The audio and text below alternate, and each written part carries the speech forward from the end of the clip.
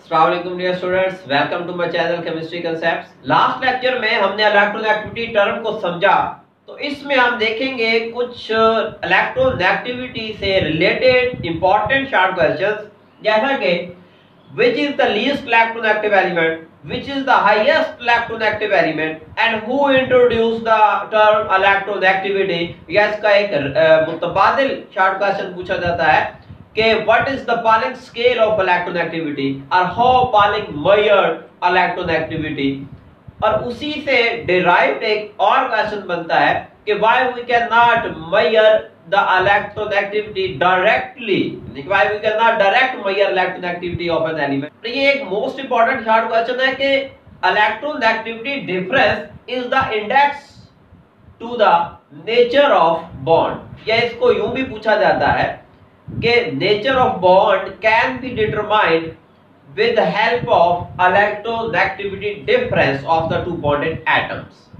पहला क्वेश्चन देखें, which is most electronegative element। You know better कि left to right जाते हैं तो electronegativity increase करती है, top to bottom आते हैं तो electronegativity decrease करती है। यानी कि नीचे electronegativity कम है, ऊपर electronegativity ज्यादा है, लेफ्ट में कम है, राइट में ज्यादा है। तो यूं समझे कि एक्सट्रीम राइट में जो एलिमेंट आएगा उसकी इलेक्ट्रोनेगेटिविटी सबसे ज्यादा होगी, और वो वहां पर हीलियम है। लेकिन वो एक्सेप्शन केस में हम डिस्कस कर चुके हैं कि नोबल गैसेस की इलेक्ट्रोनेगेटिविटी कम होती है क्योंकि उनका वैलेंस शेल कंप्लीट होता है। तो उससे पिछले ग्रुप में देखें तो फ्लोरीन मौजूद है, तो फ्लोरीन की इलेक्ट्रोनेगेटिविटी सबसे ज्यादा है जो कि है 4। और आप देखें लीस्ट इलेक्ट्रोनेगेटिव तो लेफ्ट साइड पर मौजूद होगा और नीचे मौजूद होगा। तो वो देखें तो हमारे पास कौन सा बनता है, फ्रेंशियम या सीजियम। अब कुछ बुक्स में सीजियम कहा जाता है, कुछ में फ्रेंशियम। एक्चुअली फ्रेंशियम ही है, लेकिन ये तकरीबन दोनों बराबर हैं, और फ्रेंशियम जो कि एग्जिस्ट नहीं करता, अनस्टेबल है, तो हम सीजियम को नाम देते हैं कि caesium has the lowest electronegativity value. And now the question is who introduced the term electronegativity. Actually, you know better that Louis Pauling introduced this term. But the question is this: how the Pauling determined electronegativity values, and what is the Pauling scale? Louis Pauling determined the electronegativity values on the difference of the expected bond energies and experimental bond energies। ये क्या होती है expected bond energy, experimental bond energy? हमने ये सीखा हुआ है कि जब दो एटम बॉन्ड बनाते हैं तो एनर्जी खारिज होती है, तो जब तोड़ेंगे तो एनर्जी देना पड़ेगी। तो जब बॉन्ड बनाते हैं तो एक एक्सपेक्टेशंस होती हैं, तवक्कुआत होती है कि इतनी एनर्जी खारिज होगी, और एक हम एक्सपेरिमेंट करके देखते हैं कि कितनी एनर्जी खारिज हुई है। तो इन दोनों का जो डिफरेंस है, इसको यूज करते हुए पॉलिंग ने इलेक्ट्रोनेगेटिविटी वैल्यूज डिटरमाइन की, जिसके हिसाब से फ्लोरीन को हम स्टैंडर्ड लेते हैं उस स्केल के ऊपर जिसकी वैल्यू 4 है। और इसी वर्क के ऊपर पॉलिंग को 1954 में नोबेल प्राइज भी दिया गया। लेकिन अब क्वेश्चन ये है, why we can not direct measure the electronegativity values.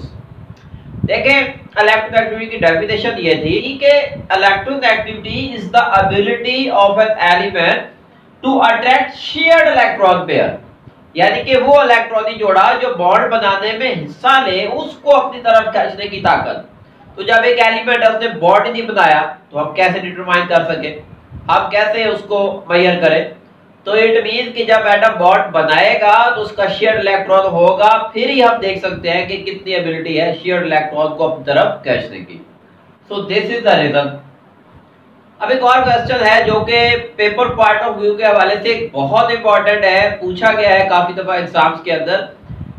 The difference of electronegativity values is the index to the nature of the bond.